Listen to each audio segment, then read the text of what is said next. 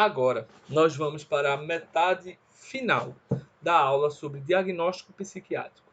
A metade inicial eu não vou gravar nesse momento, embora seja uma metade inicial que me seja muito importante. É uma metade que a gente discute sobre o conceito de normalidade na psiquiatria e o conceito de causalidade na psiquiatria. Duas discussões maravilhosas e que em algum momento eu farei vídeos e aulas sobre isso. Mas, pensando na questão até como algo de revisão para o primeiro exercício, que a data de entrega já está chegando, a parte realmente mais essencial é a parte da discussão de o que é uma doença mental. E primeiro a gente teria realmente o questionamento, né? Se está correto, se vale a pena a gente chamar os diagnósticos psiquiátricos, todos eles de doença mental. Essa discussão é muito grande, muito profunda. Mas se você entender doença como algo que a gente conhece como algo de base orgânica, que a gente conhece os mecanismos fisiopatológicos e que há uma forma de tratamento disponível, que é uma possível definição de doença e usada em muitas áreas da medicina, algumas das coisas que a gente diagnostica como transtorno mental não seriam exatamente doenças. E eu espero que ao longo da aula fique mais claro o conceito de transtorno. Por quê? É uma dificuldade de definição. A dificuldade de definição vem do fato de que nós não temos um anátomo patológico claro para a absoluta maioria dos transtornos psiquiátricos. Como assim, Pedro? Veja, a gente tem alterações relacionadas, associadas, mas a gente não conseguiu definir as alterações que a gente poderia dizer que são causadoras de algum transtorno psiquiátrico. A gente não sabe, entendeu? Depressão não é apenas falta de serotonina no corpo. Mesmo biologicamente é muito mais complexo do que isso. Depressão não é uma parte do seu cérebro diminuída. Não é isso. Uma coisa que se aproxima desses conceitos, talvez, seria o conceito de demência. De algumas demências, não todas. A demência é a perda progressiva da capacidade cognitiva, das funções mentais. Que uma das principais que se perde, isso é a aula de demência, né? É a memória. No principal tipo de demência que existe, que é a doença de Alzheimer. A doença de Alzheimer tem sim alterações fisiopatológicas um pouco mais claras, embora do ponto de vista, e aí tem uma discussão imensa, mas assim, do ponto de vista definitivo, eu precisaria de uma biópsia, eu precisaria analisar o cérebro no microscópio. Isso, que até acontece com a doença de Alzheimer, não acontece com a esquizofrenia, por exemplo. Eu posso pegar o cérebro de uma pessoa esquizofrênica, botar no microscópio e não tem alterações anatômicas, patológicas, que definam que aquilo é esquizofrenia. Não é o cérebro que define o que é esquizofrenia. A esquizofrenia é um conceito que é clínico. É um conceito que vem das alterações psicopatológicas que o paciente apresenta. Então, a mesma coisa vale para a depressão, entendeu? A gente não tem. Eu vi até uma imagenzinha uma vez na internet e que dizia assim: o que não é depressão, aí mostrava algumas coisas, e o que é depressão, aí mostrava uma ressonância magnética funcional com algumas áreas do cérebro acesas, certo? Isso não é depressão. É mentira. Isso é uma visão muito biologicista, muito reducionista. A depressão não é algumas áreas do seu cérebro ativadas. A depressão é um conceito clínico que é definido pelo DSM e que é caracterizado de forma central pela tristeza intensa, pela perda da vontade de viver. Isso é que é depressão. Então, os elementos para o diagnóstico psiquiátrico são as alterações psicopatológicas que a gente consegue aferir através do exame mental, através da anamnese, através de colher uma história. Hoje, para dar um diagnóstico psiquiátrico, nós precisamos disso de forma central. Pedro, você não precisa fazer nenhum tipo de exame de sangue ou de exame de imagem. Veja, vamos devagar. Depende de que tipo de transtorno mental você estiver falando. E é quando a gente faz de uma forma geral para excluir causas primárias. Se eu faço o exame de tireoide e descubro que o paciente tem um hipotireoidismo, trato o hipotireoidismo e ele melhora da síndrome depressiva que ele estava apresentando. Então ele tinha uma depressão secundária ao hipotireoidismo. Uma depressão que não era primária, não era ela, vamos dizer assim, a base, o definidor, o primeiro do problema. Era o hipotireoidismo que a causou. Porém, isso não significa que a pessoa não tinha uma síndrome depressiva, um conjunto de sinais e sintomas relacionados que, da forma como eles se apresentavam, a gente chama de depressão. O diagnóstico psiquiátrico não muda, você entende? O exame de sangue é importante, ele pode ajudar muito, ele pode melhorar, ele pode aliviar, mas ele não muda meu diagnóstico. Meu diagnóstico continua a depressão. A mesma coisa vale para a esquizofrenia. Uma pessoa que tem um primeiro surto psicótico, na verdade, para ser mais rigoroso, a pessoa que tem um primeiro episódio psicótico, a gente vai fazer um exame de imagem. Se achar um tumor, vai ser uma psicose secundária a um tumor na cabeça. Não vai ser uma esquizofrenia, de fato, realmente. Mas o diagnóstico psicose não mudou. A síndrome psicótica não mudou. O tratamento também não mudou. A gente pode usar um antipsicótico, embora, na verdade, ele foi ampliado e vai tratar a causa de base. Acontece que muitas vezes a gente vai, na maioria das vezes, a gente está lidando com transtornos psiquiátricos primários. A gente vai fazer os exames que nós temos disponíveis em conhecimento hoje em dia e não vai achar nada. Porque o transtorno psiquiátrico ele é primário. O transtorno psiquiátrico ele advém através da psicopatologia e da anamnese. Certo? Então, para dar o diagnóstico, pelo menos sindrômico, a gente vai dar com psicopatologia, com exame mental e anamnese, colhendo a história, certo? E aí a gente chega num dos grandes problemas, que é a falta da padronização versus a banalização da padronização. Como assim? Houve um tempo na história da psiquiatria que eu falava depressão, a outra pessoa entendia o que ela queria entender. O que ela entendia que era depressão. Que dependendo no que ela estivesse baseando, podia ser um entendimento muito diferente do meu. Havia uma dificuldade de comunicação, havia uma dificuldade na linguagem. Isso era um problema imenso, que gerou repercussões imensas, estudos imensos. Hoje a gente talvez viva uma outra face desse problema. Hoje a gente vive a banalização da padronização. Como assim? O Manual Estatístico e Diagnóstico de Transtornos Mentais da quinta edição da Associação Americana de Psiquiatria, ele traz uma definição muito clara do que é depressão. Mas é uma definição tão clara que muitas pessoas suspeitam e defendem a ideia de que algumas das coisas que ele chama de depressão não são depressão. É uma definição tão clara que às vezes a pessoa faz um questionário na internet e acha que achou o diagnóstico, certo? Ou seja, a gente também pode ter um problema se a gente viver uma banalização da padronização.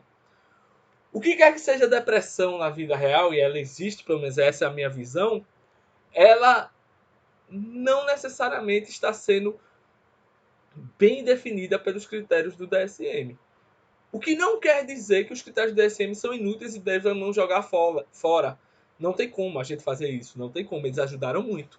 Mas há uma tensão entre a falta de padronização e a banalização da padronização, entenderam? E aí não tem como, a saúde mental, a psiquiatria vai ser uma área de conhecimento de interfaces. Ela tem a ver com biologia, ela tem a ver com sociologia, ela tem a ver com filosofia, ela tem a ver com história, ela tem a ver com psicologia. Ela é uma interface, ela não é nada disso necessariamente, mas é o que está no meio, uma certa junção de tudo isso, pega o ponto de tudo isso. Vamos destrinchar mais, então, o que seria um transtorno mental? No século XIX, se chamava de transtorno mental de adoecimento. A gente pode resumir assim, isso daqui é um historiador que resume assim.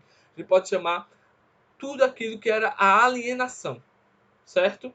Ou seja, aqueles transtornos que faziam com que a pessoa não conseguisse funcionar bem na realidade, na sociedade ao seu redor, não conseguisse funcionar quase que de maneira nenhuma, estava alienada da sociedade ao seu redor, era o que se definia como transtorno mental. Então a gente pode ver, tentando compreender isso hoje em dia, de que seriam as grandes psicoses, né?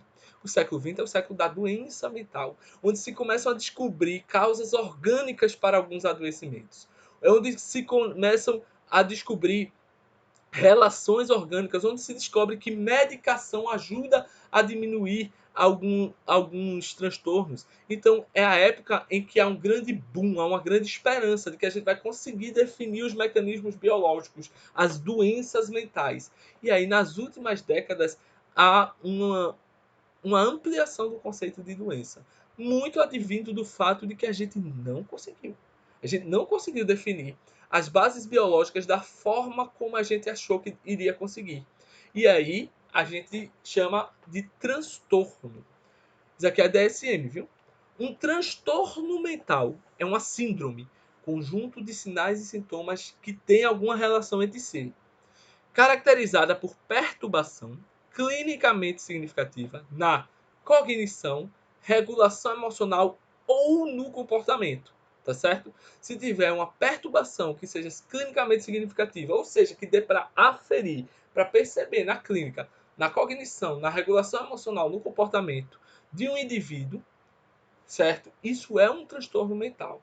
A DSM traz que reflete uma disfunção nos processos psicológicos, biológicos ou de desenvolvimento subjacentes ao funcionamento mental. Note que o DSM, na verdade, se a gente for fazer uma análise mais minuciosa e rigorosa dele, ele nem é tão reducionista assim. Quando ele diz uma disfunção nos processos psicológicos, biológicos ou de desenvolvimento, ele não está dizendo que tem que ser os três. Ele está abrindo a possibilidade, a interpretação de que você talvez tenha alguns transtornos mentais que não sejam doenças. Não tenham alterações na biologia necessariamente. Tenham mais alterações, vamos chamar assim, primariamente psicológicas. É claro que aqui a gente está discutindo sobre antropologia. A gente está discutindo aqui sobre o que é constituído, o que constitui o ser humano. Eu acredito que o ser humano é um ser integrado. Sempre vai haver, uma alteração psicológica sempre vai trazer algum tipo de alteração biológica. O que não quer dizer que talvez nós só precisemos de intervenções psicológicas para alguns tipos de transtorno. O que não quer dizer que em outros transtornos a gente não precise, pelo menos na minha concepção, de alterações primariamente biológicas. O certo? Em certos transtornos, a intervenção biológica é mais importante em um primeiro momento, talvez, do que a intervenção psicológica. Em outros, o contrário. Em outros transtornos, você precisa intervir psicologicamente e não passar remédio, sendo bem simplista. Em outros transtornos, pode até ser um transtorno. Pode ser até algo clinicamente significativo que traga prejuízo na cognição, na regulação emocional, no comportamento. Mas é um transtorno de desenvolvimento. Em alguns transtornos, e aí eu não estou falando dos transtornos propriamente de desenvolvimento propriamente disso, porque transtornos de desenvolvimento para o DSM seriam autismo, deficiência cognitiva intelectual, né? E por aí vai. O que eu estou querendo dizer aqui é que existem certos transtornos que até causam certo transtorno, mas é um momento, é um desenvolvimento, é uma coisa do desenvolvimento da pessoa. A questão é a gente ter conhecimento clínico e psicopatológico suficiente para saber discernir essas coisas. Transtornos mentais estão frequentemente associados a sofrimento ou incapacidade significativa que afetam atividades sociais, profissionais ou outras atividades. Tem que ter sofrimento, tem que ter perda da capacidade ou social, ou profissional, ou de outras atividades importantes. Tem que ter disfuncionalidade, certo? Uma resposta esperada ou aprovada culturalmente a um estressor ou perda comum, como a morte de um ente querido, não constitui transtorno mental.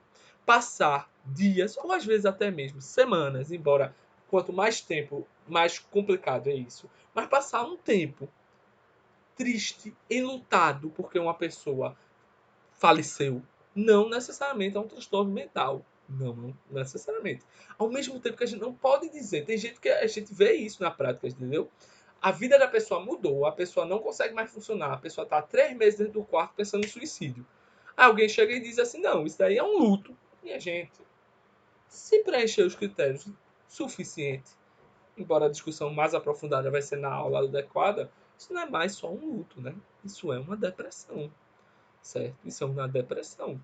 Desvios sociais de comportamento, por exemplo, de natureza política, religiosa ou sexual, e conflitos que são basicamente referentes ao indivíduo e à sociedade, não são transtornos mentais, a menos que o desvio ou conflito seja o resultado de uma disfunção no indivíduo conforme descrito. Você pode ter uma pessoa que é muito política, muito ativista. Isso não necessariamente é um transtorno, embora a pessoa pode estar talvez vivendo a vida dela em função daquilo. Ao mesmo tempo que se você tem uma pessoa que nunca foi muito religiosa e se torna extremamente religiosa e passa a viver em função da religião do dia para a noite, de uma forma que não se adeque a nenhum tipo de religião institucionalizada, por exemplo, a gente pode entender isso. Pode ser que quando você vai avaliar, há delírios, há alucinações, e isso é uma reação ou um início de uma psicose. Entendeu? Então, o que é um transtorno mental? É um transtorno, é uma perturbação que gera disfunção. O livro da USP de 2019 diz assim: parece ser a saída da psiquiatria diante da impossibilidade de contar com alterações anátomos patológicas. Perfeito.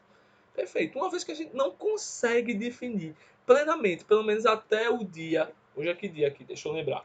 Até o dia 12 de abril de 2020, quando eu estou gravando essa aula, a gente não tem de forma nítida as alterações fisiopatológicas que definem todos os transtornos mentais. Então é por isso que vale a pena a gente usar a palavra transtorno.